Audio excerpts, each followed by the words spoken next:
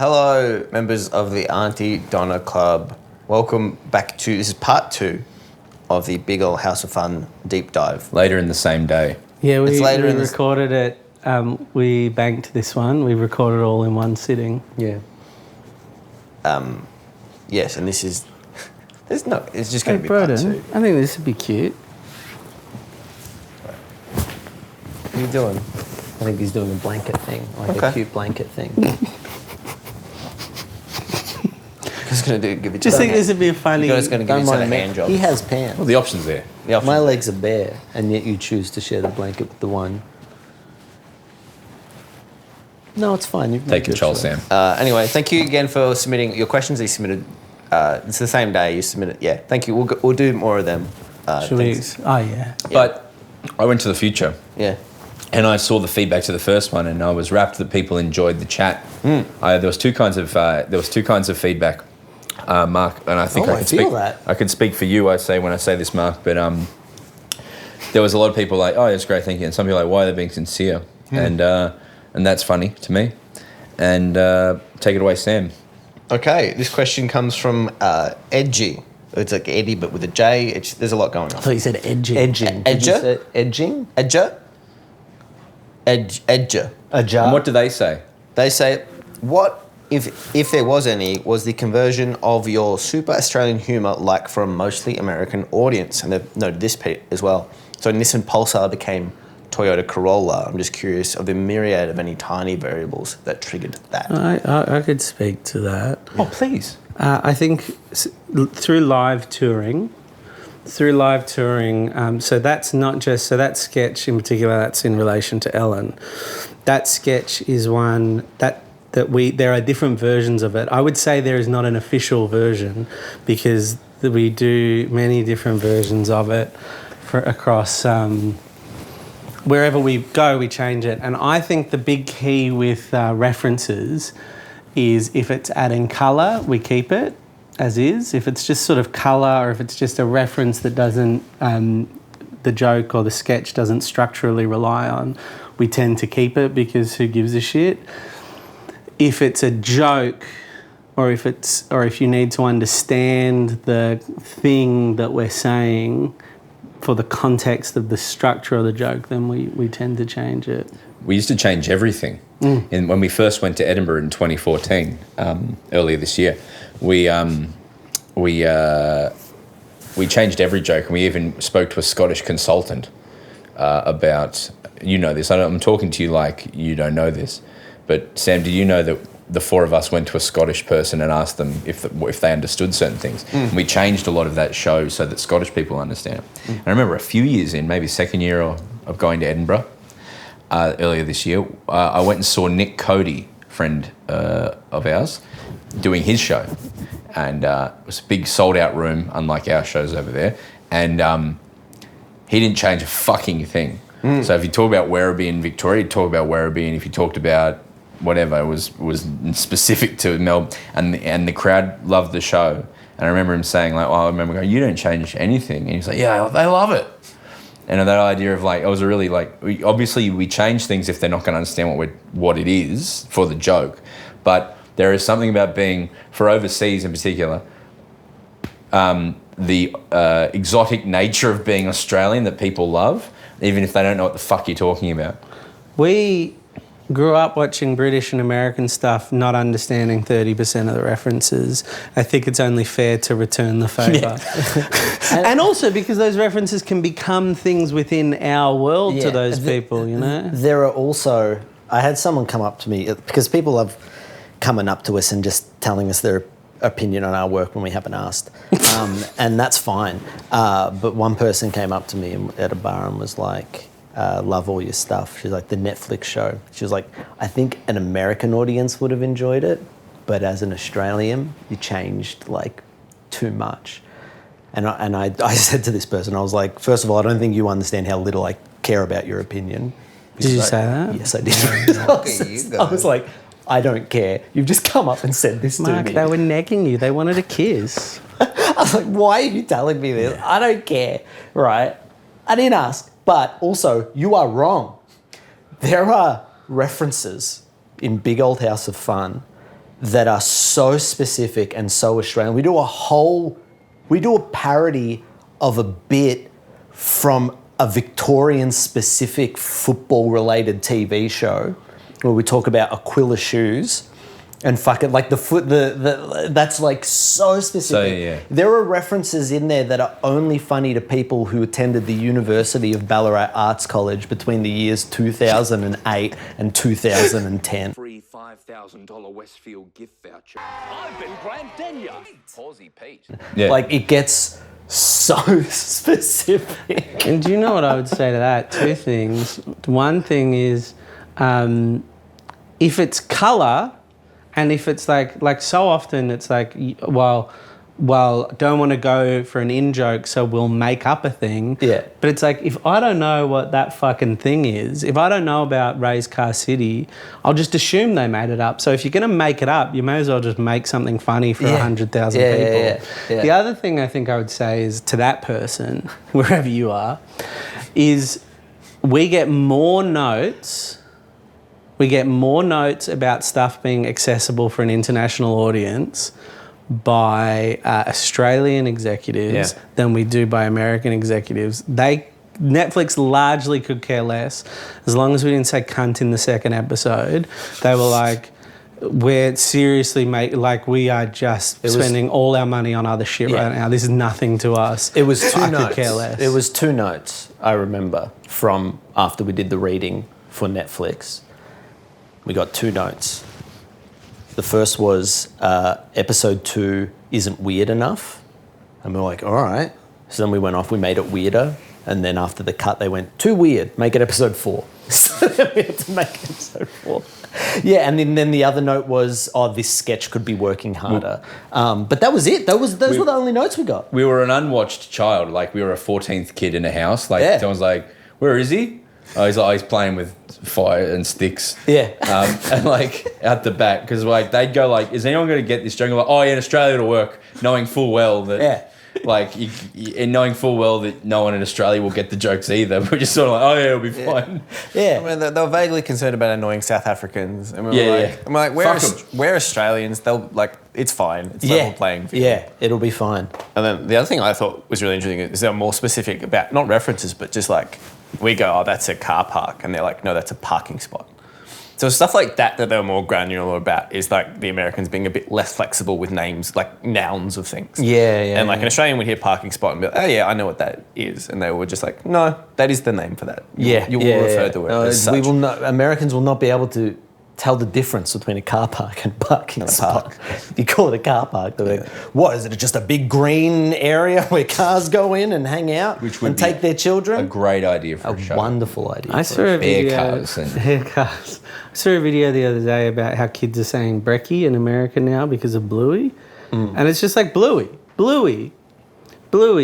I guarantee you, if there was a thought towards an international audience from executives, not from the studio that made it, but if executives, they would have been like, don't say brekkie, Queenslander is too specific, make it more general, make it more broad, make it less specific, and it would have lost, and it's like, it just, specificity. I was going to say the two things is like when I watch Dairy Girls, I really like it on a certain level because it transcends. But there would be things that an Irish audience watch that they really enjoy about that show that we don't understand. And the same in like when someone watches Broad City, they enjoy, like a New Yorker might enjoy that on a level, a nuanced level that I don't fully understand. But the other thing I want to say to that is when I was a kid, I used to speak with a Ringo Starr accent for a little while. Because of... Mum, hello, Mum. Because of Thomas the Tank Engine. So. Oh, yeah. So you got a bit of a thread hanging off your hat. Do you want to... You good? No, It might be purposeful. has it undercut everything I've said? Not everything, but like it doesn't undercut what you said, but like ongoing. I'm just going to be looking at that. I imagine people watching go, thank God Sam fixed that. Here's the next question from Benjamin. Zach fixed that. Thank you. Sam pointed it out and Zach fixed it. Thank you so much, Zach. Next question comes from Benjamin Martin. Mark did nothing. Benjamin Button. What was I to do in this situation? I did not notice the thread. I was not in reaching distance to fix the thread. And yet you did nothing. And yet you were silent. I'd really I was just doing my job. Benjamin Button has a question. I'd really like to know more about the comedy songwriting process. Before I turn to Well, a I baby. can tell you, but ask Ben's question. Okay, this is Benjamin Martin's question. Oh, right. Okay. I'd really like Help, to know I'm more shrinking. about the comedy songwriting process. To me, anyway, that seems like the most technically difficult and impressive. Wrong. It's hard to make a good song whilst also being funny. Yeah. Song. Yeah. Thinking about this morning, I had to write a comedy song this morning. Do you know what it does? You know what songs do for comedy? Feel free to disagree, challenge You know, that's the beauty of this Debate. group. this forum. Yeah. It's an inherent rhythm. Comedy's really important to rhythm. Yeah. Because when you're a rhythm, you need to laugh now and then. Yeah. Yep. But it's also rhythm is important to comedy because it's all about you're expecting something, or something's been going a certain way and it changes, or so that's why it's good, because it's inherent rhythm. Builds the rhythm in, yeah. Yeah. And repetition and... Also, it's cool it takes the pressure off, because you can draw something out, you can draw a punchline out for a while, and whereas if you're doing that in stand-up or on stage in some way, you're holding tension and pressure in that room, but there's something about music that makes it a bit more chill.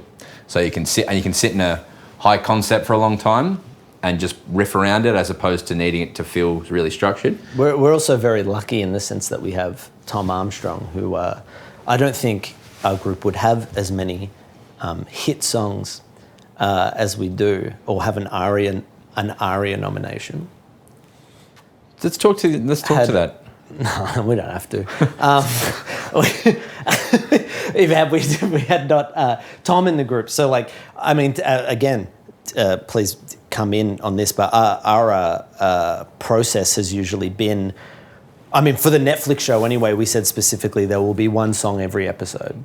Every single They episode. wanted that. Yeah, they wanted And that that. was- And some Possibly- songs, I think they said. Yeah. And we were like, possibly opening with a song was, opening every episode with a song. But opening the first episode with a song was maybe like algorithm-wise, Yeah, maybe yeah. a bit not, And so we wrote a bunch more songs for this than maybe we would have if we didn't have someone like Tom. But usually it's us going, here is a sketch idea or here is a funny idea that either is a song, or as we're developing it, we go, that could be a song. Remember we used to do a thing where we're like, could it be a song as well? We would go through all the ideas and We go, should can still it be do a song? that. Can it be? We should still do that.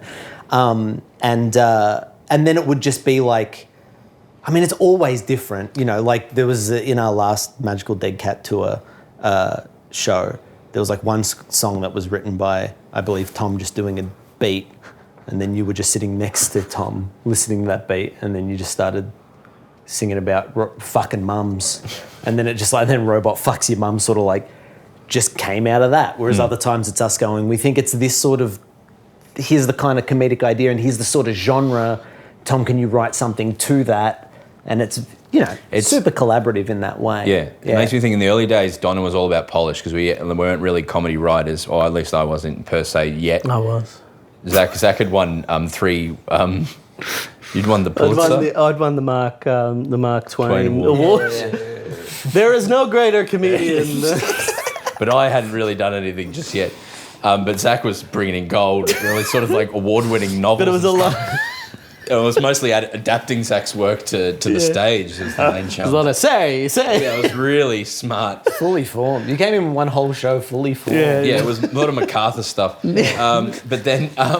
There's one fellow. He's I very remember the first show we ever wrote.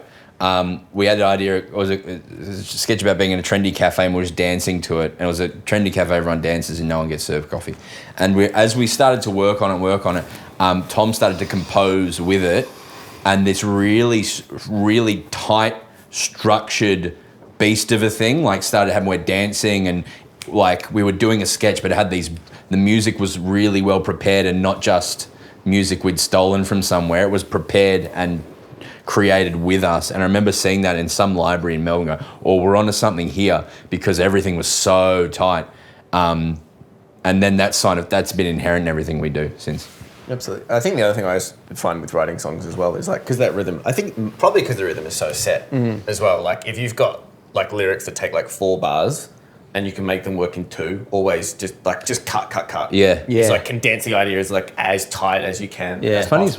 like people love the resolution of a word rhyming with another word. Yeah. It just makes people feel good. Yeah. And so it's an easy joke as well to have a word and then it comes and back. then not rhyming. Yeah, You know, it's like when subverts, when you think of, that's such a good point, the rhyming is like when you think of comedy as about tension and release and about expectation and how you either meet that expectation or play against that expectation. Music and the poetry of lyrics are two tools you can use to sort of break that. I find them very hard. I find songs very, very, very, very hard to do because I feel like so many amazing comedy songs have been done.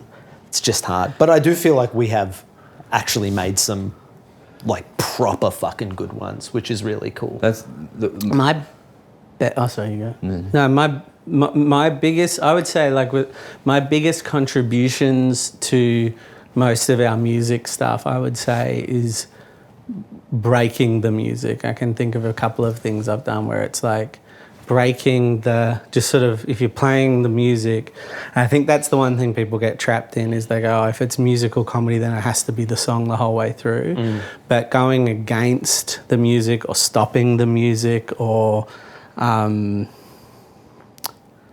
like breaking it, like really going away from the rules of the song, I think is where you can get some good comedy. And that's really all I know how to do. I don't battle with that. I think because I consider us not a music comedy group and I just go, oh, but we're doing songs. So it's a lucky little surprise that we're doing it. Yeah, but we never brand ourselves as we did make an album once, but we never brand ourselves as a musical comedy group because none of us are really musically talented. No. Tom is. 4 of us probably aren't, but we know how to work to it or use the tool as opposed to being defined by that. Well, we're not poets or lyricists, and I think the truly great musical comedy has wordplay and has,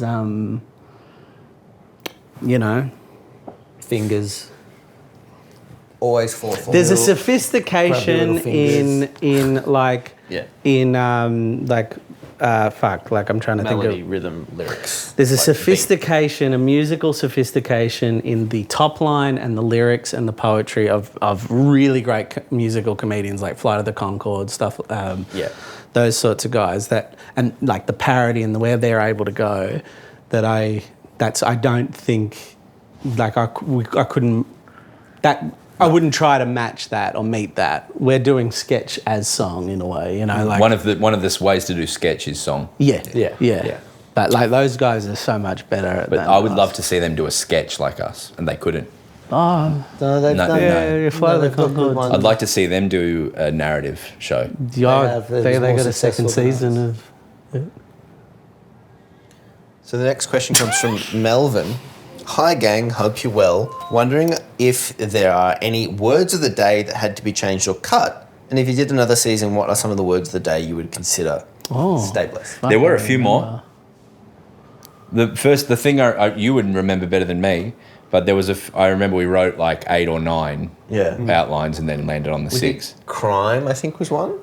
Yeah. But we were like, it was just too dark. Death was one. Death. Yeah, they were both too just like not. I've wanted to do, this is something I've wanted for a really long time. I'm not saying this is my idea, but just something I've really wanted is I've really wanted to do a narrative. And I don't know if we haven't been we're kind of doing some narrative maybe next year in terms of with our YouTube, but I think we're moving away from narrative TV sort of stuff for a bit at least. But I've always wanted to do, because we play characters, I've always wanted to do an episode of something where one of us dies and then that person can still be in it as other characters. I just think that'd be such a funny, shocking twist at the top of an episode, like Zach dies and then I play the detective that tries to figure it out or something. I think that's so funny. But you're right. The death one was if we get a season 2, we'll do it. Yeah, it's always been the season 2 episode. I remember the act we with the plots we landed on was all about being active or like mechanical as opposed to emotionally driven. As a general, the less emotionally driven we are, the better. Yes. And then when the pilots we'd done in the past, there was often they do this because they want. Yeah. They want for. They love. Desire. Yeah, even look at the first step of this. It was like there was the dishwasher there. Yeah. And it was like we like early on. I think it was like, oh, we hurt its feelings. We should be bad or And like at the end, it's like, no, they were paying, like they're annoying, so we kick them out, and then Yeah. we need someone else to pay the rent because we don't want to pay the rent. Literal action as opposed to they're doing this because of their never loved their father. We tried to think of ourselves as dogs That's in right. the show. That's Like it was good, just, yeah. it was very simple. It was like a dog feels hunger, so then they go and get something to eat, but maybe something happens along the way that makes that difficult. And that was the extent of the sort of plots for it. But I think it ended up being called romance, but at first it was called dating or something like that. Yeah. There was like one little change there. I think most of the other ones pretty much stayed the same. Yeah, that was one where it was like romance we started to go a bit like we're there we're dating, and then we went, no, it's just a literal date. So they go to the date, prepare for the date. And that was the one Netflix said make it more weird, because originally it was just Broden going on a date, and then our idea was it's all three of us going on the same date. Oh yeah, we fucked that up. which I Like, we really just fucking like. threw a bunch of fuck shit computer. in there. Moogies in there. The computer. Yeah, we put Moogie in there. Too we put much. the computer in there. I fucking love it. I love love the it. computer That fight. fucking It's so episode's fun. great. I just on the what did you just say? You were saying a thing I was going to make a point about. Oh, just about needs. I just think this is a thing I've learned in our little time doing narratives, and I feel like it's worth saying because I'm sick of it in movies at the moment. Is that Let them know. Yeah, let them know. Internal needs is good for a type of drama. You know, there is a type of drama where internal character desire, oh, this is what I want and why I want it and whether or not I get it, right? But film stories, particularly comedy, can completely function on the surface level, and I think that's something we've discovered. There's a lot of people that, because they've read fucking 2 or 3 easy little books about plot, they think that, and it's not like we're experts on plot here, but it's just something that they go, oh, what do these characters want? And they're going to have to really need it. It has to be something people recognise. And it's like, no, people can just like want a thing and go about getting it. And that can still be an emotional journey. Yes. You know, that's yeah. We one thing we really realise is it's like, and I remember we really learned it from the Netflix show, and I remember saying it to someone at ABC when we were developing that show. We were like, all you need to do is convey to the audience that character wants that. So it doesn't have to be, you don't, they can really, really want a donut or like it can be shit and silly and funny, and if they want it enough, then they'll go, like that's the joke. Yeah. And so often people think plots have to, and it's like, no, just simple. Yeah, it was sick. I really love what we landed on. Sick. Another question from Andrew. How much of the show was written beforehand versus on set and or in the edit? I know you guys often do a lot of on-set improv for the YouTube sketches. Was it a similar process here? I'll say it's a constant battle to try to keep that in, because there's a lot more you have scripts to present, to be signed off on, you have sets to be built, you have costumes to be made, you have pages to be filmed, lights, things to be lit. It's a lot harder to shoot TV at that level. Visually, Max is incredible how fast he shoots and how good he makes it look. It's kind of pretty unparalleled, I think, particularly in comedy in Australia. And I think it's a constant battle to try and keep that in. It's something that I personally, because I love the improv stuff, I personally am always trying to keep it in, because the process of television is not built to allow for that. You have to kind of make space for it in a very conscious way. So with YouTube, you can be like, let's film something tomorrow and let's do it and blah. Whereas you have to make that as a conscious decision. You have to go, let's leave this space here for improv. And we tend not to do that. I've always tried to. I've always wanted to get that in something, but it's really hard to do it. What we tend to do is we tend to like get the scripted version, then improv off it, and then blend the two. I think the ABC show is a really good example in the edit of blending those two in a really clever way. I thought we did that really well on that.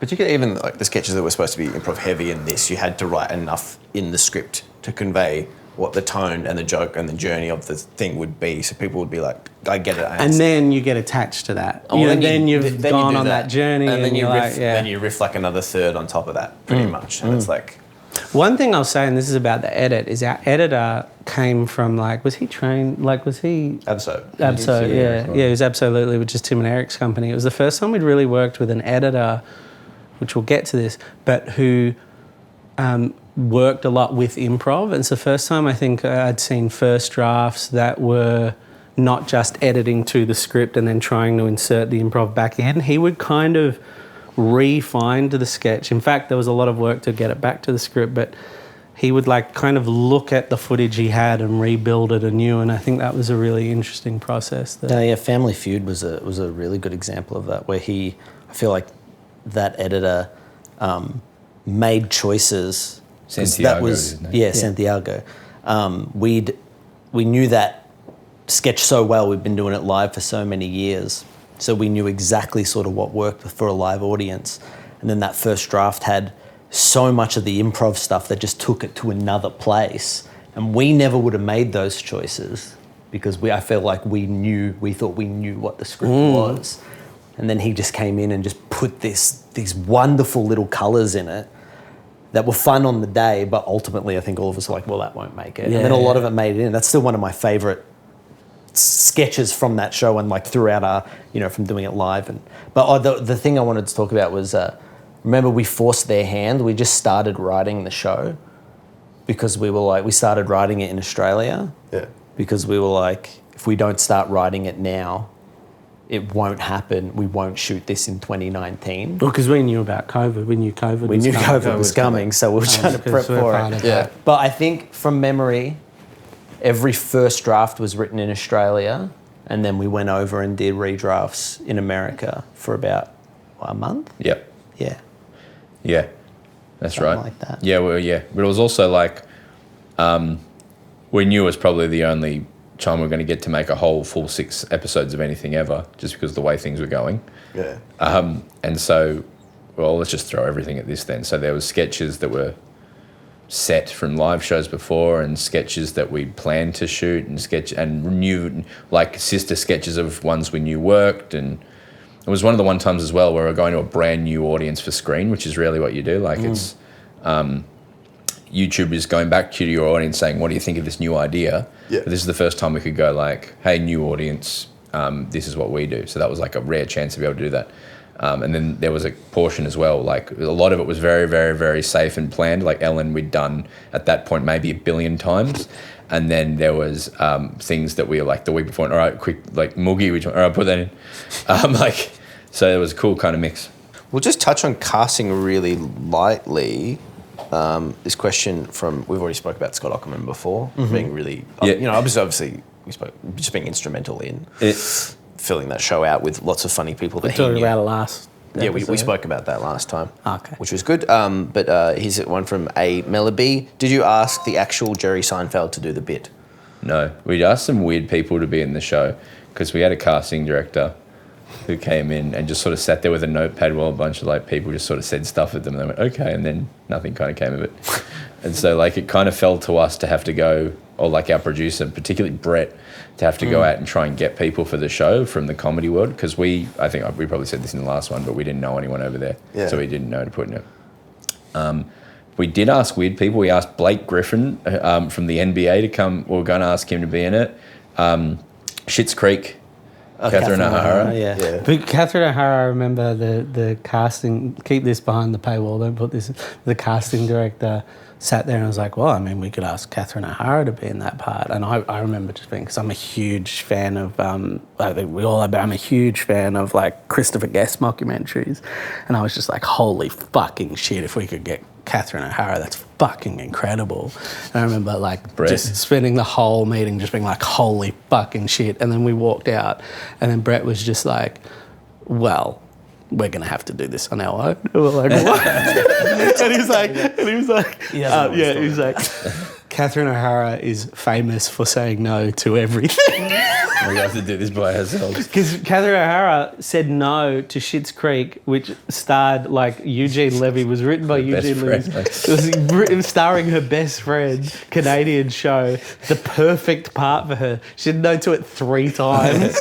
It's like, but I reckon she might say yes to our show. I remember we asked Little Nas X, and the response we got from their manager was, Little Nas X is busy doing music. That was the best. And then response we ever. asked, didn't we ask Aquafina? Yeah. Yeah. And then it was like, Aquafina will be busy. And then I think we realised afterwards promoting Jumanji. Yeah. Just not knowing people at our level was really embarrassing at first. But the Jerry Seinfeld thing was specifically, we were doing a Tim and Eric thing. Like, that is what Tim and Eric do, which is they just put a random actor and just say that it's a famous person. And I wanted to put a little bit of that in the show. The joke, I don't know if I want to say specifically who, I feel like but the joke was we wanted to cast an equally iconic, equally famous stand-up comedian who wasn't Jerry Seinfeld. That was the initial joke, was the idea of someone being like, hi, I'm Jerry Seinfeld. And it's like, not only is that not Jerry Seinfeld,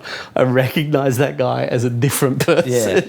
But then, but he was great. Yeah. There was a few friends and stuff, or people we knew, and we're like, we could write. There were certain parts where like, this person would be great for that person, this person would be great for that. They're in America, that'll be great. And then we kind of get there, and they're like, that person lives in New York, like Ronnie Cheek's over in New York, Dulcie Sloan's over in New York. Everyone we knew was in New York. Everyone we knew was, and we're like, can we fly them? Like, no, it has to be in LA. And I'm like, okay. Did we tell Weird Al last time? Did we talk about that last time? No, don't touch on Weird Al. Yeah. So everyone said no, and like famous people who we had connections to said no. Yeah. And lots of people said no for whatever reason. People passed for whatever reason, it's fine. The way I was told to me, but I don't know if this is the case, is because Comedy Bang Bang Weird Al had become the Reggie Watts in the later seasons of that show, as they were all tight and close. And he asked if he could do it, was the way it was told to me. Yeah, he reached out to us, as I've heard that as well, Is he said, well, so it was in a period where, like, people who weren't as big as him were going, not for me. And he said, I would love to do this, please. And he's potentially one of the biggest names in the world for comedy. Yeah. And was like, can I please be in it? Like, yeah. He was sick. And so he showed up on the last day of shooting. That's probably my favourite memory of the shoot, is the last day of shooting, last night of shooting. We set up the front yard for the horror and looked incredible, like purple lights in the cemetery. And he showed up and did it like word perfect every time, learned his lines perfectly, no fucking around, and just did it beautifully and was polite to everyone and left. And I was like, this is sick. Like, looks like we're just wrapping up, and this has fucking been perfect. And since then, sends us Christmas cards or holiday cards every year.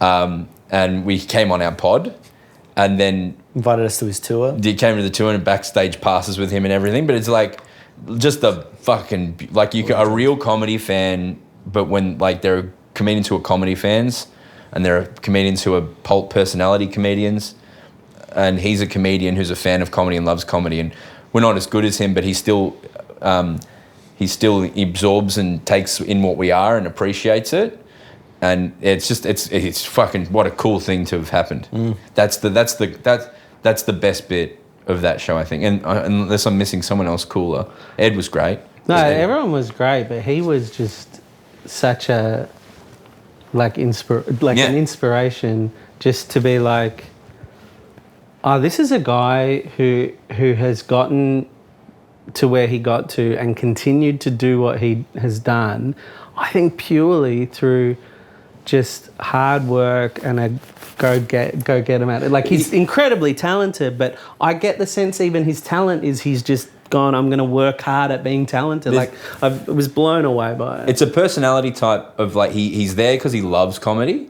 Like, he loves it. And, like, Tony Martin, he reminds me of a little bit of him. Like, I love Tony. He loves, like, the form of it and working really hard on it, but also is just as, like, 100% nice. Like, there's no, like, I want to get anywhere. But he just happens to have probably sold more records than fucking many musicians. There are people that are always looking up the ladder, and then I feel like he just does everything. Yeah. And not in a like. It just really. Cool. No, he just likes it. He just likes being busy and likes doing stuff and likes people and likes comedy. And I'll do one more question on casting. Was getting Tony Starr on the show planned? Oh yeah. So this is your story to tell. yeah. Yeah, because we're We're in that period. No one's saying yes. Like no one's saying yes. I think we went out to Awesome Kong and Awesome Kong was like yes, and we're like, Thank God. Awesome Kong was like yes, we're like fuck yeah, but like no one was doing anything. And then I was like, hey, this guy Tony Starr, who's in the Star of the Boys, and it was just season 1 was out. So, and it's worth saying as well that this is because you give TV shows chances. Like you watch a lot of TV. Had you seen The Boys? Yeah, it was great. Oh, okay, great. So, and it was before anyone had watched The Boys. Yeah. Well, I was like, this guy who follows us, he follows on our thing and he comments on some of our stuff. And I was like, he's a New Zealander. I've looked into it, he's a New Zealander. I think that's probably why he likes Aunty Donna. And the way you put it to me, you're like, he's the Superman in The Boys. Yeah. Yeah. So we just got on Instagram and followed him back from the Aunty Donna and sent him a DM and we're like, hey, can we... We sat at the kitchen table at our house and we just wrote this big long message, go, hey man, would you please be in this? Yeah. And then he was like, yeah, I'd love to. And then just like put his agents in contact with us and we're like, oh, sick. I don't know, it was real. And then from there we found out that the boy, because of Jack Quaid, years before, we'd performed in LA. Yeah.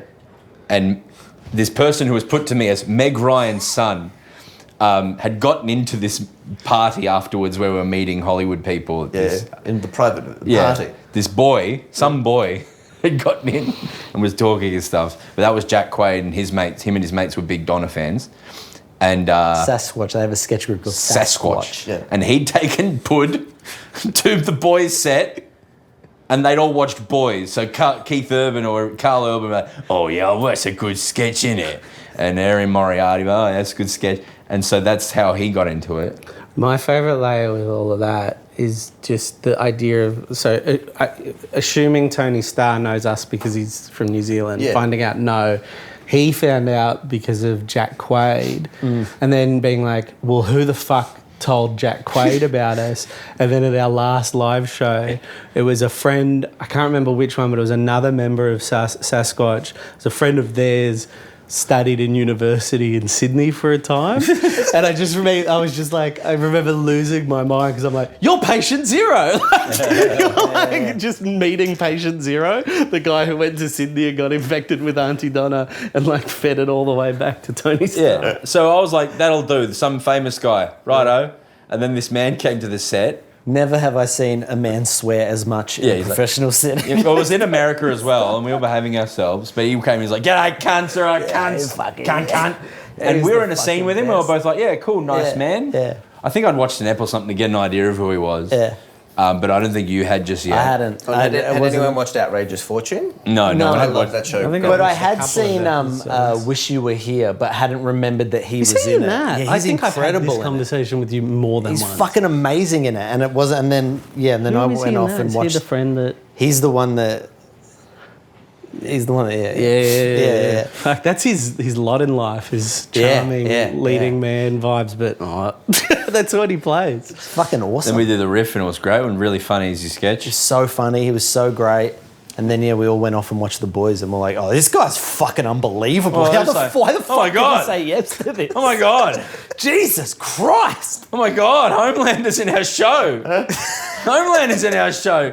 He's from Vought. That was very cool. But yeah, no. So that was. I like the cast in that show because it's a mixture of just like working comedians from LA and just these weird people from. There's no rhyme or reason to it. There you go. Well, it just came out in a period where like, the other shows that were made were like American Cruise and like, so I Think You Should Leave came out in that similar period and that was made with the Lonely Island guys. Yeah. And they were like, calling in all the people and had this full ensemble. We had this fucked menagerie of fucked cunts from all over the shop. Yeah. I really liked just begging people to be in it. But also, like, there was two people where like, when we were writing, this is very quickly to say, is Ben just messaged us, Ben Russell, and was like, I have a US passport. I'm like, all right, come be in it. And so he flew over and slept on our couch for a day and did it. But we're like, it would be really, really, really good to try and get Michelle in this. And so Michelle had to get a fucking visa and all this stuff to come and do it for one day. And it was literally there for one day. Yeah. But that was insane as well. Literally days for those two Australians. Awesome. Because we wanted more. We originally just wanted a few more of the people from Oz who'd been in our sketches, but we just didn't have the money, and we had to pick one more. Like, it would feel weird to not have Michelle. Well, in this because we show. were doing a sequel to, I think the big reason was we were doing a sequel to School Nurse. Yeah. With that, and it would be like so odd to recast her character. Yeah. The last thing I was going to say was the way we pitched the show, and something we felt I felt very passionate about, was that the show would be set in nowhere and no time. Like the idea that they were like, people would ask us when we pitched it, they're like, why are Aunty Donna in America? And we'd be like, it's not set in America. It's set we wanted this sort of vague, like I always love movies, it's a hard thing to describe, but where you've got so many different accents. Like a good example is Hellraiser. I hadn't seen it then, but Hellraiser is like half British, half American. It's like, where is this set? And I always love things like that. And I really wanted it to have an international cast. Like I was really keen on an international cast. We'd all talked about this. I just don't want to talk for other people in the show, but I think we all were passionate about an international cast with lots of different accents. So you'd have a British person, an American person, an Australian person, a Scandinavian person, and then we would be clever with our choice of locations so that you're just like, well, it's not Australia because there's lots of different accents, but it's not America. Like, this is set nowhere, and people like to the point, and then just because of the casting, just step by step being like, okay, it's us living in a California bungalow and everyone else is American. Just everyone like, all right. Like Tony came to set, was like, oh, could you do your Kiwi accent? He's like, oh no, I've lost it. Just like, oh well, everyone's fucking American then. And we hadn't written to that. But it's just like, all right. It was the very last thing. I remember there was like a moment of casting where it was like, just like, can we please get a Scandinavian person? Just to like one. Like I wanted Ismo. I really wanted Ismo. In something, and it just couldn't happen. And I was just like, all right, it's set in America. Sorry, go on. No. Let's move on to the shoot process then. The shoot. Shoot. What were your favourite scenes to shoot? Oh, I love this. Well, like, that's the best thing ever, is that we just built a house. That was fucking sick. So we just spent 3 days built in this studio, which no longer exists. We were just about the last show to shoot at this studio called Shamrock Studios in Glendale, which had one security guard who had a gun and a little, what are they called, like a little hoverboard. A little hoverboard. And you walked around, you flew around with a hoverboard and a gun. We built this whole house, and like, well, the memory I have is like, we'll come to America, and we didn't know what to expect because we knew, like, we've been working with the same costume designer Ingrid since Rumpus Room, first thing we ever shot. We've worked with the same camera operator, his name's Max, since 2012. It's a joke. And but like, we tend to use the same crew because they're scum, and they'll let you walk all over them. And they sometimes get the camera back up. Not Max. Exactly. But then we were like, well, there are all these people over here, like they're all LA people. And I remember, Mark, you saying, like, we've got to just be prepared that they won't be laughing and they won't be supportive because they'll just be doing their jobs. It's not our team and stuff. And then the first day coming in, they're like, yeah, everyone was great. Yeah. And what we kind of found is, like, there's this... LA's pretty fucked up place to live, but there's like this culture of people who are working all the time, and there's this that's the only place where really the TV industry really is the TV industry. Maybe London and some other outposts, but LA is a place like, not only were there people who were camera operators and sound people and every day of the fucking year if they wanted to be, but below that there were subsections of people who do just comedy, and the subsection below that there was people who do alternative comedy as their job. So Lee Poindexter, who was the art department director for this show, was fucking of this world. Emily Ting, our costume designer, came off, I think you should leave, onto this, and then onto fucking Jackass, and like was jumping around comedy. So what happens in Australia, I've seen it a few times. I was on a show last year where it was a comedy, but it was kind of in the real world. And so we were given drinks at a bar, and the art department put parasols in it because it's a comedy, so you put funny umbrellas in it. And I was like, that's someone who doesn't work in comedy every day and doesn't understand that that's not the comedy. The comedy's we're in the real world and this person's saying this thing. But in Australia, this kind of like, we're half kind of, if you don't work in comedy a lot, you don't kind of get that nuance all the time. But what we were just shorthand with everyone in this show. And we have great crew in Australia, but like the sound designer over there, I remember like in the early days, there'd been a lot of stop, we need to stop for this and that. And the sound person for that show, I remember going, I just worked on Bear Grylls, and we shot a whole thing in a helicopter and it was fine. So since then, I don't care. It's like, so like there was this, so that the shorthand of that, it was all great. I remember that being really cool. Yeah. I'll also say, so for me, the big experience with the crew, I think you covered most of what I was going to say, but this was a union set, which is something we'd never experienced because there are unions in Australia, but everyone kind of works like contractors, so the unions don't really have the right kind of power to do what they need to do. And it was so surreal to work on a union set. And the clearest example of it for me, as the one with the most hair out of the group, was hair and makeup. In Australia is kind of one department, and in the US on a union set, it's a separate department. You've got the hair department, you've got the makeup department, to the level that even though most people, when they do training, they train in both, they have to pick one. When they join the union, they have to pick if they're going to be either one, and then they can only change twice in their career, and then they're set, right? So that's what they do. And the reason for that is so that a producer can't and you feel it in Australian productions, you got one hair and makeup person losing their fucking mind. Whereas in the US, it's so that they can't just go, all right, we'll get one of you in, you have to have two. So there has to be a hair person, there has to be a makeup person.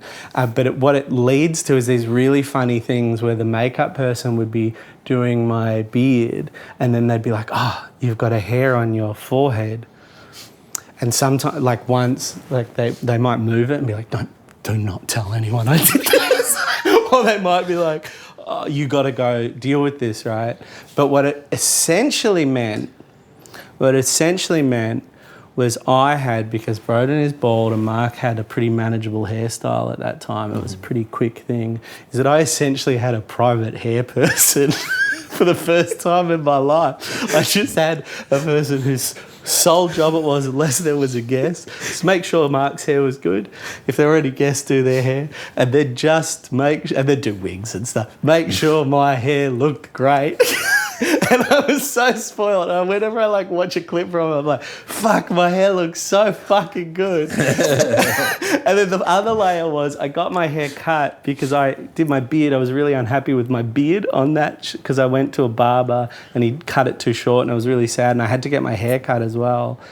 And then I was like, I talked to Becca, the hair person. I was like, who should I go to get my hair cut? And went to a really great hairdresser. And then I didn't put my hair up because I didn't get recognised as much in LA or at all in LA at that time. So I didn't have to put my hair up or put on a hat or anything. Not that I do that. I love you all. But, you know, except the weird ones. So I had my hair out. And because I had my hair out, it didn't curl. And my hair naturally curled. My hair is, this is kind of mostly what it looks like naturally. So it didn't curl, just happened to be. So on day one, I had straight hair. But that's not the natural state of my hair. So then because on day one I had straight hair, it meant that she had to straighten my hair every single day after that, because I would get it washed or I'd put it under a wig or I'd put it up for a different character and then it would be curly. But because we'd established me as having straight hair, it was the biggest cunt of a thing. Anyway, very interesting to me. And Mark, what was your favourite scene to shoot? I was depressed the whole time. I think come to mind. I really, I loved when we got to. I believe it ended up being in episode 2, but when we broke the fourth wall and did the free time sketch, and just getting to run through and have the camera follow us, or running through, and then we run into another sound studio and then played a ball game with Scott Ackerman, and then the Abraham Lincoln lookalike, Ed Helms. and pardon, and then Ed Helms, and then Ed coming out. Was it Sarah Burns? Sarah Burns coming, like just that group of people. It was so tense. I remember being so like. Yeah, because it was fairly early on as well, and it was just I think that was our first time shooting with Scott as well, and. That bit was just so much fun and so interesting because that was something that I think we'd all really seen so clearly in our heads, this idea of like just breaking the set and then fully seeing the back of it. Yeah. So that was really exciting. And another one that was cool, I can't remember Can I just touch on that quickly? Yeah, please. Because we were supposed to shoot that scene outside in the parking lot. That's right. So there's the treasure map at the start of the episode, and the treasure map is a map of Shamrock Studios. Yeah. And the treasure is where the treasure was going to be. Yeah. Like, so it's literally like you just go out that door and the treasure's over there the whole time. Rained in LA. But then it rained, so it wasn't there. Yeah. Rains in LA 30 days of the year, very rare. It rained on the one day we were shooting on location. But it was fun. It worked out great. I really like it in that big empty studio. I can't remember if we were swapping between sets because you know how like sometimes we were in the other studio for like Family Feud and Yeah, that was that one. that was that one. But was the house set still up then, or did we shut that down? It was coming down. Yeah, it was coming down, right? So we moved into another studio. But those days were fucking cool. Blair Buoyant was one that I remember as being really fun because we kind of like that sketch was still fairly new from a live show, and it was like I just remember doing it and it was full of extras. I just always love when there are just extras because extras are always they're just always funny to me, and we did it. We did the first take and it was a little stop and go because we were still sort of finding our feet or whatever, and no one was really laughing, and that's okay. You didn't want them to laugh because they were extras and stuff. But then I remember the cut after the first take and then just feeling like, oh God, I don't think that went very well. And then just this old couple was sitting in front of me and just turned around and they went, "This is really funny." This is really good. I was like, oh, good. I'd forgotten. That was sick. That was a really fun day shooting that. Yeah. I was going to add one. It was usually like we were doing about 25 pages of script a day, which is a lot. A lot of normal shows will do like 10. Yeah. We were like powering through. And we had one day where it was 11 pages of a 25 shoot day where Ellen and we just went and did it and like nailed it on the first go because we'd done it 1,000 times. And I was like, what's in there? Everyone went, whoa, fucking hell. And I was like, yeah, that's right, cunts. I like that. And I like the efficient. Now we're halfway done. Yeah. Another one that was fun. It was very early on. But it's the mime. I can't remember the name of the mime sketch where I start fucking. Oh, yeah. Oh, that was great, yeah. Yeah. What's that called? What do we call that sketch? Home run. Yeah. That was really funny because it was like, again, one we'd done 100 times before, knew it really well, did it, and then after cut, like, you know, from the video village out the back, there was like this big laugh, and like big round of applause. That was great. I was like, okay, great. Now we have to do this 4 more times from different angles, and just every time we did it, the applause and the cheer got smaller and smaller until the point where it cut, and then there's nothing afterwards. Yeah, that was very fun to shoot. I love jumping through the wall as well. In Everything's a Drum. That was a fun one. I got to clap one thing. I got to clap on when he did the cheese, put the whole cheese thing and then pull the plastic out. Oh yeah, that was great. I never felt worse about getting go. Well done, good acting. Pulling out the plastic. That's really funny. I was going to say, I remember like watching Pizza Man, I think, just be like, I'd pull my pants or something. I just turned to Brett and I was like, I like this show. This is a good show. And Brett was like, It's unbelievable. He's like, I would hope so. It's unbelievable how fucking strange that show is. Yeah, it's real. Truly, it fucking is weird. Insane that we got to make it. Like, what a great set of Those circumstances. Kids with sticks at the back. Yeah. Fine. They got knives. Yeah. Fuck yeah. This question comes from Tog. How was it bringing podcast characters like the Sams and Moogie to the screen? Well, it was the first time we'd done it, right? We'd never done that before, and it was one of the things on our list. We had like 3 different things. We were like sketches that were live that we hadn't shot before that we wanted to put in, new sketches, remixed ideas from the YouTube channel. So like ideas that we liked, like School Nurse, but then doing like a different version of them. And then one of them was, can we, as an experiment, take podcast characters and try and put them into a sketch? And the Sams was our first go at that. And then it was not a struggle, but that was one where we wrote it, because we were just like, this will be good. We just knew unequivocally, like, this will be funny, this will be good. We've done it before, podcast, people love it. But then Netflix needed they needed a little more. They were like, it feels like, I don't know if they ever said it feels like it's racist, but they were like, we don't know how South African people will respond to it. And so then that's when we ended up. I remember they're like, is there a joke here other than the accents? I was like, no, it's just like, it's just an accent. It's just they berate. He'd worked on a show that had someone in England do a South Yeah, African no, and accent, it's and they got in trouble for it. And I was like, the cultural context is way different. I think, being very Aussie. different. And so then that's where we came up, which I really like. I really love that element of that. It's all fake and there's these other accents and stuff. I thought it was a really fun way to address that note. But it was more just like, does this work really for us? Yeah. And it was a great environment to be able to test that in, because when you have that many episodes and that many sketches, it's like, well, didn't really matter if it didn't work, or we could always cut it down to be like fucking 30 seconds if it needed to be, or whatever. So it was really cool to get to do that. I'd love to. I just want to note on that note there, in terms of like, we did, and like it seems like this is just an accent joke. And that was kind of the note we got given. And normally your thing would be like, are we going to go put structure in? We're going to go make this clever. We're going to put some stuff in there.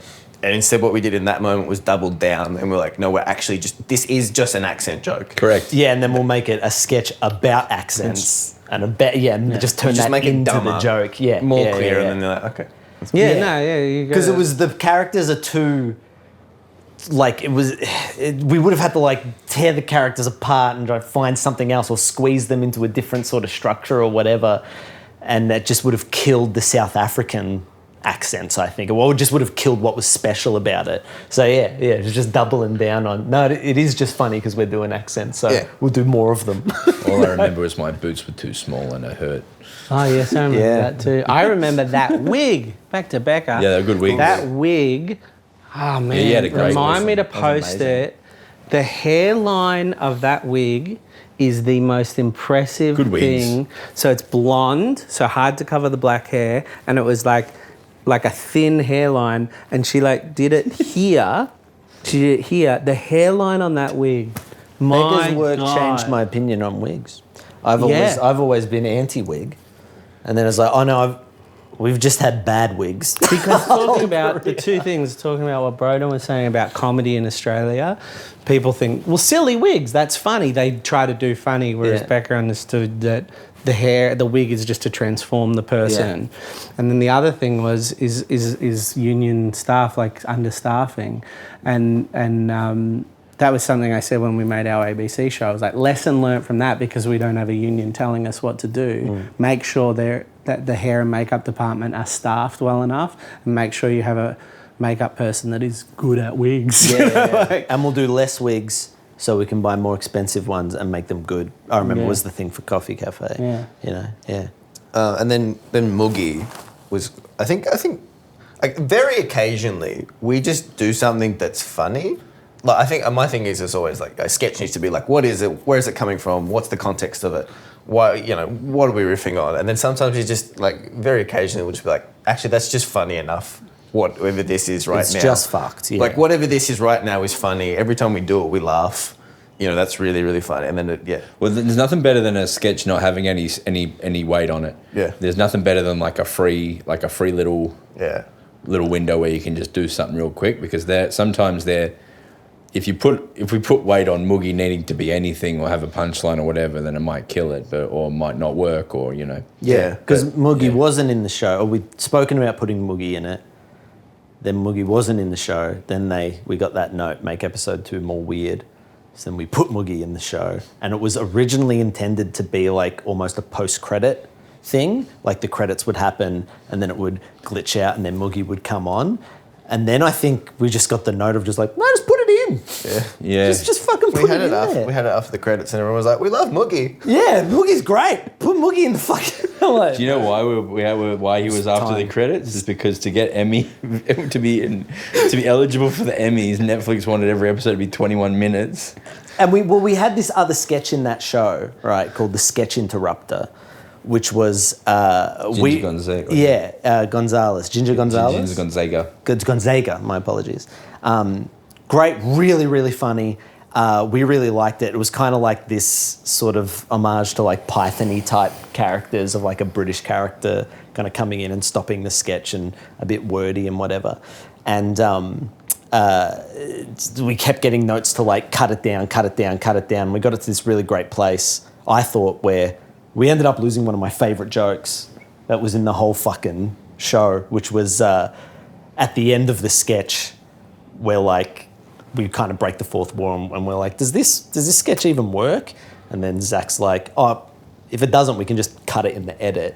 And then it cut to a Premiere Pro screen timeline, right, where you could see the sketch, and then you saw the mouse go over the sketch, highlight it, click delete, close the gap, go back, press play, and then it would go into the show and the show would start playing again, right? It was really, because if you've never edited anything in Premiere Pro or in your life before, you would just be so fucking confused about what's on the screen. But if you had, it was just like this really quick sort of, I loved it.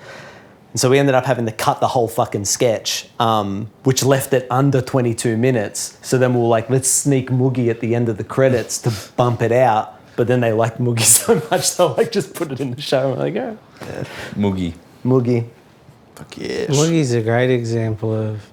Moogie was a good one for riffing. Going back to that earlier question about riffing. Yeah. Moogie is just riffing. That was full riff. And I think sometimes that you get these sort of questions or notes or things where it's like talking about structure, or it's like, oh, what's the joke? And as soon as you go, what's the joke, you put the joke in, you start to restrict. Sometimes you just, you got to get them in, where it's just like, just trust us. Just trust us, this will be funny. And that was like South African Sam's, I'm so glad we found a what's the joke answer where we could still do the play. Yeah. Let's move on to the edit now. This question comes from Eric Johnson. Can you talk about the design of the 3D characters in the intro? Yeah. So that is, well, this is a great story. So we wanted to use the person who made the logo for 1999. Oh, yes. Which was someone who was friends with your brother, who saw you be funny at a wedding. Yes, he saw me give my brother's best man speech, and he was like, oh, maybe this guy's comedy stuff's good.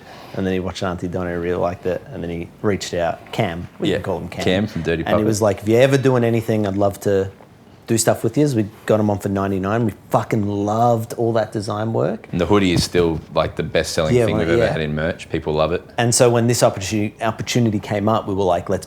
He also did Glenridge, the animated... Yes, also did Glenridge. The animated sketches in that. And Ripper as well. And the animated sketches Dirty Puppet made, Yeah. She's just done incredible design work for us. But yeah, so we got him, and I think it was, I can't remember where it came from, but the idea of just animated characters, and I can't remember if that was him or if that was our desire. Yeah, no, I think we just wanted the idea of, I think because we're working with the design of the dolls is by an artist called Annika Fleur, who worked on the Drem poster, which you've all seen. Because it's not out yet when we recorded this. Yeah. But they've seen it. Yeah. And we haven't. We haven't. But they have. Well, hopefully we go with Annika's design. Yeah, we have. At Well, this we point, haven't seen it yet. We loved it. And but then they designed all that. It was a lot of they were coming from that world. Cam came over essentially to come to a basketball game because we in the period we had a meeting with him, but also we had tickets to the basketball through the production company to go to the Clippers, and we had a cool experience. We went to a box. We had a box at the NBA, and you guys all had a great time. And then he flew home on the plane. This is before anyone had. I'm going to call it coronavirus, because that's what it would call it at the time. He was sick, they got moved halfway through the flight. He came home, went to Golden Plains, a massive outdoor music festival in March of 2020. Found out he had COVID and it shut Australia the fuck down. So like there was a man was at Golden Plains with COVID. Those are articles. You can Google Golden Plains coronavirus and there are articles about an anonymous man. So there was a... He didn't mean to do it, of course. He had no idea. No, what Well, he was you know doing. my theory that I'm going with now. Was that? So...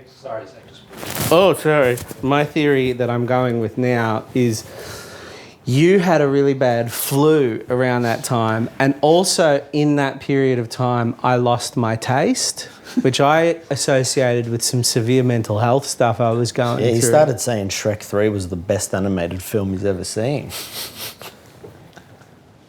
Very good. No, Is that taste thing? I couldn't Yeah, he lost taste his food. taste. I couldn't taste food. It all tasted like cardboard.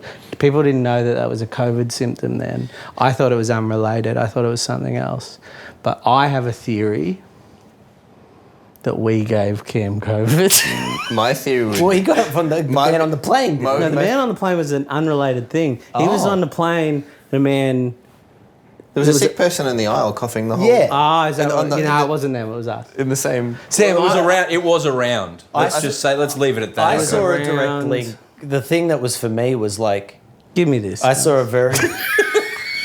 direct link to us saying yes to Big Old House of Fun and my nonna dying because it didn't work out this way. It didn't work out this way. But I was like, had we not, like, so we said yes to Big Old House of Fun, which made Cam come over to America, and then on his way back, he got COVID, and if he'd then given COVID to his wife, who works with my brother, who visits my nonna, us saying yes to the Netflix show could have given my nonna COVID pre-vaccine and killed her.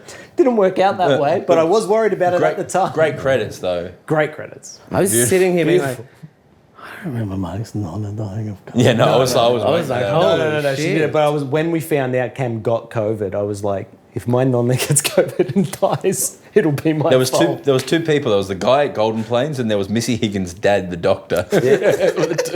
When did he go to Gold? He went to Golden He went Plains straight. like so. Straight off the plane. We have since learnt about COVID and its period of He's back on the time. thing.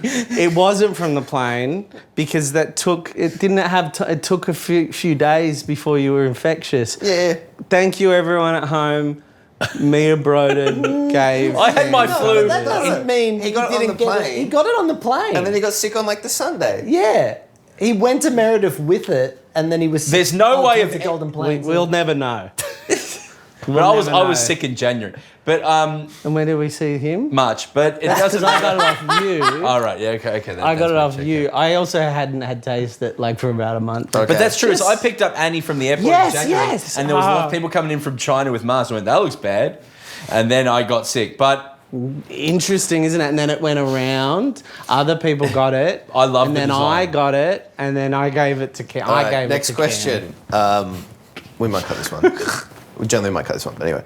Next question from Sundance Kid. How many bodies were put in that bin? Was there an extra death that got cut, or was that just to throw people off?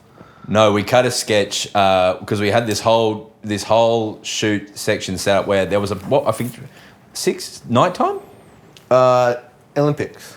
Yeah, it was the Olympics. Olympics. Yeah, it was Olympics. One of my favourite sketches written for the show was the sketch about headphones and then stuff happening behind me, and that whole plot went further. Did it? Yeah. Yeah. The Do you- thing in the room. What, in terms of the way the sketch played out? So at the start of that episode, it's the Awesome Kong episode, the Olympics episode, the TV's not working, right? Bike riding, that whole all cut, wasn't it? Yeah. And originally the TV not working, and then I make mention of I'll get a repairman to fix it, was a setup for a sketch that ended up getting cut, which was where two cops come in and, Broden's working out, listening to headphones, right? He's got headphones on, and then Zach and I are trying to get Broden's attention by doing crazy stuff, and we're like, oh, that's nuts that he can't hear us, and then we're getting people to come in and have a look, and it's like, try to get his attention. And Everyone's like yelling and making noise. yeah, right. Cops come in, and they're like, oh, wow, he can't hear anything. Oh, wow. And then shoots his gun to try and see if Broden can hear, and he can't. And then you cut to, and the repairman that was on the roof has been shot.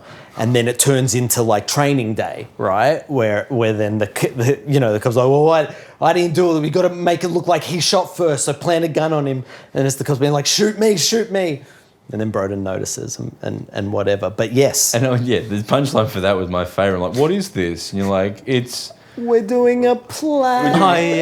We're doing a play. It's your birthday. It's your birthday. It's my birthday. Yeah.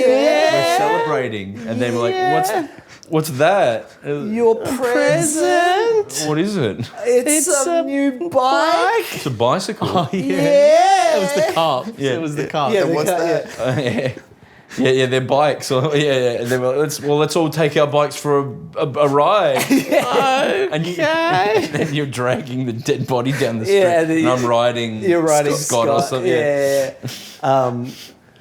It was great. I love that sketch. What I would say is Google what was happening in the world around that time and see why maybe we had a conversation about cutting a sketch about police violence. Have a Google. Oh, and not in only police 2020, violence, police committing a crime and then covering it up. And maybe have a think about why we might have thought we weren't equipped to deal with any kind of backlash on that. Just have a think about also- it. Can we The redo show that was- sketch? We should. The show was also, we'd explicitly talked about it being not political. It's an escape. It's supposed to be fun. It's supposed to be joyous. And we're like, we don't even want people thinking about anything like, from our own perspective. Had it just not been cops, yes, it would have been completely fine. And it probably would have been fine as well in retrospect, just given the absurdity and the framing of the entire show. But the worry was if someone just, which is what happens on the internet, is just taken without context, are we equipped to deal with this? And at the answer's time, yes. we were just like, yes, absolutely, let's go in and let's fucking... No, And then I can't even remember why it got cut. It literally just was, this was not the intention of the sketch. The world as it is right now, if it got reconfigured, we would then have to defend the sketch. And really all we had was it's funny. Yeah, which is fair, Yeah. it's fair. I really want to shoot it now. No, we should. It's fun. I'm looking at the wall over there. Yeah. Cool. Yeah. But so that there was an extra body in, but that not only was he done away with, but the sketch was also in the bin. Yeah. In a way, metaphorically. Great. I'm just going to jump down to. Now we've just got a few other little questions. We'll just check in on, and then we'll wrap up. Great. From Isaac Francis Tackman, you've all spoken in the past about a tenet of your comedy being whatever's funniest. Could you give a few examples of when you had to use that tenet to solve a tricky decision-making problem during the creation or production of Bohoff? I mean, like Morning Brown, we were trying to think of a funny joke for it, and then we realized it's just funny to talk about fucking. Like that's the core. That's often like my mentality is always just don't overthink it. Don't try and change the wheel. If there's something funnier to do, if there is a clear pathway to doing something a bit more clever, great. But it doesn't have to be. I think that's maybe the quickest example I can think of in my head. Yeah. I don't know. It's less of a. It's not really a problem-solving thing for us. It's more just like it's that thing of if it makes us laugh in the room, Yeah. great. Just like recognize that rather than like then trying to think on top of it, Yeah. So bad question. No.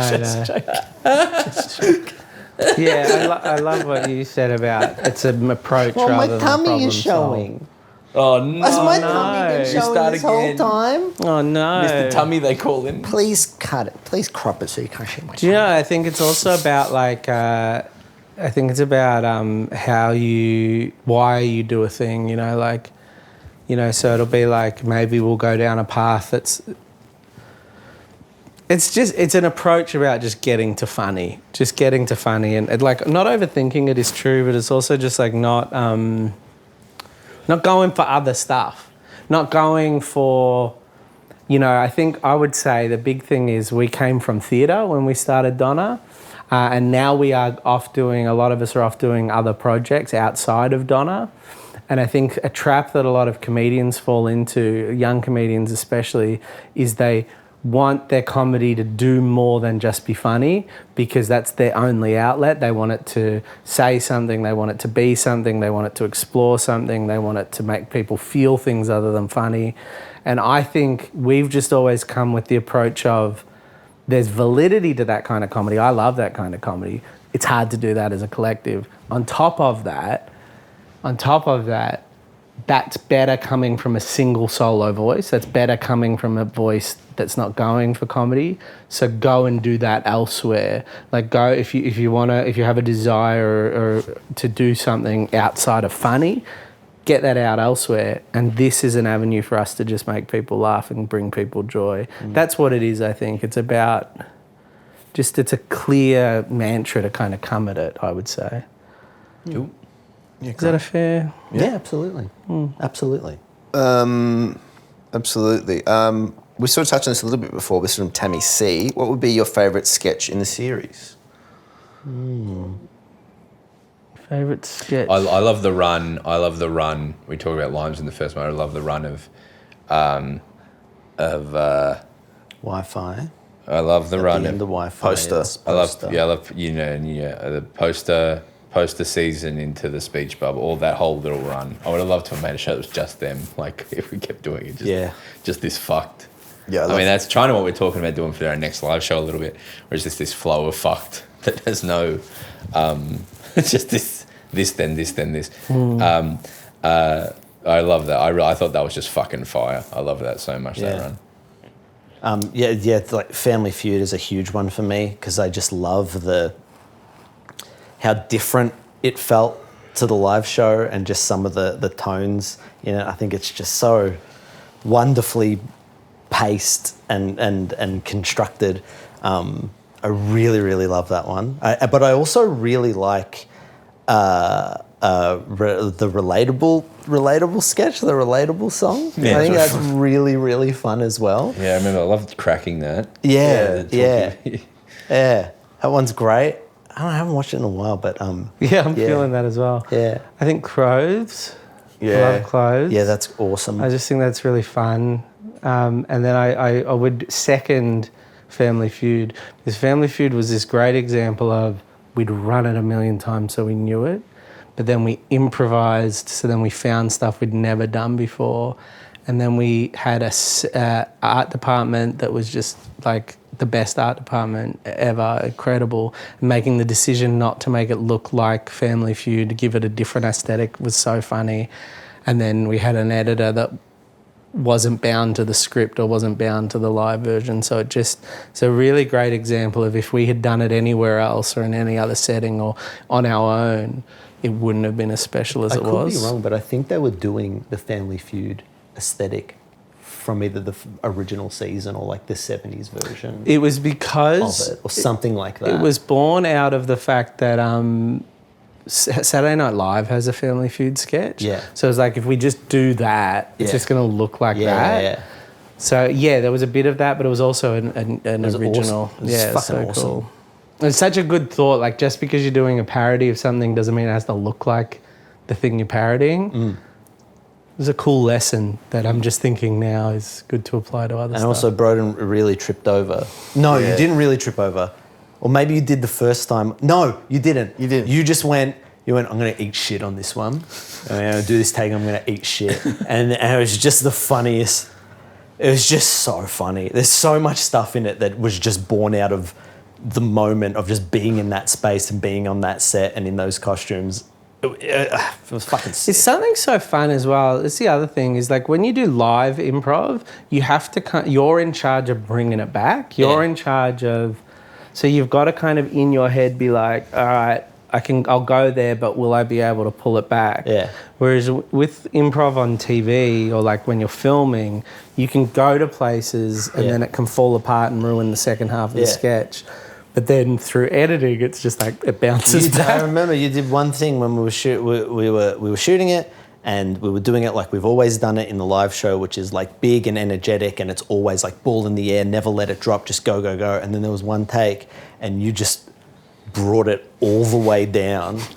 You're just like, log it in. and it was just this, and I was like, oh, and then I got on that level, and then we did a whole take like that, and then when I saw the first edit, because after we called cut, I was like, well, that won't make it in, but it was fun, and then in the first edit, so much of that was in it, and I'm like, what a fucking cool gear shift! They've just made it so fresh and interesting, and yeah, that was cool. Yeah, Santiago was great. Yeah. And I'll chip in. I'll give a shout out to the piss drinking sketch. Oh, yeah, I love that yeah. sketch. I think it's because it's like one of the Fuck, ones I that was like an forgot about original concept that became like it wasn't an adaptation. It was like an original thing that we fully fleshed out into a sketch. In my head, you are the piss drinker because I have I have memories of it at our old studio, just riffing downstairs. You drinking piss. And you used to come in every morning. Guzzling. He'd go into the toilet. Yeah, and go like a little dog. For years, He wrote a note we knew on where the he was wall that going, said, but he wouldn't admit "Remember it. He'd just be like, don't flush that. He'd say, Yeah. save your piss. He'd be like, it's But he for would- environment. And then he'd be like a little cat with milk. Slurp it up. Wasted The water. first riff, you were just very, in a very Sam way, very matter of factly, just getting the piss and just like you're an Olympics man, and you're just start drinking it. Like there was no and you're like stop, and you're like, oh, he's drinking the piss. There was no. And I was like, well, that's really funny. So it was always very from very early on. It was I always saw Sam as the piss man. That's very funny. I've always seen you as a piss man. Thank you so much. Thank you. The palate. I've got one little question before we wrap up. Anything else anyone wanted to talk about? No? Great. Thank you. I miss food in LA. So the sound guy was like, you guys are going to live in LA in 5 years' time. I remember he was like, you'll live in LA. You will all live in LA in 5 years' time. I'm like, no, we're just here making the show. And he was like, trust me, I've done enough shows like this. You will all live in LA in 5 years' time. And he was right. he was right. No. But then COVID-19 happened, and it's such a funny thing because I'm like, maybe we would be living in LA if COVID-19 hadn't happened, and that's a funny thought. It's real weird. I said he said that to me, and I was like, no, because what's going to happen is Trump's going to go down, and then he's going to be back, and so You did You're a say soothsayer. You said You've always known. you said they're going to have enough goodwill to get Biden in for one term, but Trump's going to rerun. yeah, I said But all you this. thought, you did think it would be the same vice president. I That's did. where you were Yeah, wrong. I was wrong about that. He didn't predict that. Yeah. Well, let's go. And then final question. Cantor's Deli, I miss, Cantor's Deli. and the food trucks, the tacos. Yeah, tacos. Are Can't get a good. All the salsa in Australia is shelf stable. You can't get a good refrigerated salsa and good avocados in Melbourne. Fuck, I want to go back to LA, get some fucking avocados. All right. And then final question from Marcus. I wasn't done. I'm joking. That's fine. Final question from Marcus. Are you proud of it? Yeah, Yeah. Yeah, me too. A big old house of fun. Yeah. Yeah, it's one of the best things we've ever fucking done. in my opinion, Yeah. is perfect. In my opinion, genuinely, like it's not perfect as anything, like as a TV show or a comedy show. As far as what this group can do, it is perfect. In In my head, it was our show, full stop, good or bad. Didn't matter how people took it. That was exactly what we wanted to make. I genuinely feel with no compromise. Like how it's so fucking rare that you get to do that. And it's one of those things where I feel like, if it had happened on a different network, maybe it wouldn't have been as us, but maybe we would have gotten to make more, or maybe it would have, I don't know, like it could have played out so many different ways. But also, who would have given us the fucking chance to make that show other than this crazy new... So Netflix was still pretty new at that time. It was just like, fucking have a show. We're just trying to make as much content as possible, We got really lucky We to got get the to right- make that fucking show. you said it, but just to say it one more time, and I'm sure you'll talk to this as well. But just like, imagine if we got one of them shit ABC shows on the Yeah. Fresh Bloods. You can. I think Yeah. you can. ABC only make bad shows, and so we would have made a bad show with them. Yeah. And we did, and we made a good show with the good ones at the time when they were doing good stuff. Yeah, yeah. We just let it We be would us. be ruined if we made a shit show for the shit people. I know. I'm proud of I'm proud of a lot of what we've done, but of the filmed things we've done, 4, but of the filmed series we've done, I'm proud of 1999, I'm proud of Glenridge Secondary College, and I'm proud of this. I think those 3 things, there are other things we've done which are amazing, and there's probably other things we've done. Like, I think the courtroom episode of the ABC show is the best half hour of like television we made. That's the best episode of anything we've ever done. And I can say that because I wasn't super involved in that, although my judge was pretty funny. But for me, I say there were things inside other things from the album, things from that are really, really like maybe better than other things. But in terms of holistic, you talk about perfect but not perfect. 99, Glenridge, and this, how lucky we are that we've had 3 opportunities where it's just coalesced at the right time, where we've been in the right frame of mind, and you sort of do this. There's so many ebbs and flows in what we do, and there's so many, I think when you're a collective, there's so many like aligned moments, where like, oh, we all kind of want slightly different things, and then there's and the fact that we've had on 3 occurrences, we've all aligned, we've all been on a peak, and someone has given us the money, is so nice, because I've seen so many great comedians not get one of them, where you go, they're so fucking good, but they don't have the thing to hold on to. And it doesn't really matter if people see it or not. It's just you'd hate to fucking do 15 years of something, 20 years of something and not have the thing. Yeah. And that's the thing about this show, and the fact, like I said, I think we've got 3 of them, is that it's like no matter what happens, no matter where we go, no matter, if Donna goes for another 1,000,000 years, or if one of us dies and it all ends, we'll always have that, and that's so cool. And I think that's such a nice feeling to be like, it doesn't matter where I go in my life, I'll always have these little things where it fucking worked, and that's nice. It's the thing I always boast about the most. So, if someone doesn't know who we are or haven't heard of us, I'm like, yeah, we made a Netflix show and you should check it out because I reckon it's fucking sick. What about you, Sam? No, I love it. I was I'm as a creative, I'm genuinely like, we think of something or there's an idea, and I'm kind of dissatisfied until it exists. Yeah. You know what I mean? It's like, I need that new thing. And it's almost this like constant state of, like, you get excited by things, but there's almost like a dissatisfaction with everything. Yeah. And for like a year after that show, I was like, I'm great. This is sick. I could walk away right now and just be like, I did that. That was fucking like, Especially with how long it took us to get it up, and like that whole journey of it. And we've done projects that have had smaller run-ups and have had maybe as much hope attached to it, and you get to the end of it and it's like, fuck, didn't love that. Didn't love Chaperones. Didn't love that first ABC pilot. And then we got to do this, and to get to the end of it and be like... But imagine if we'd made that shit show.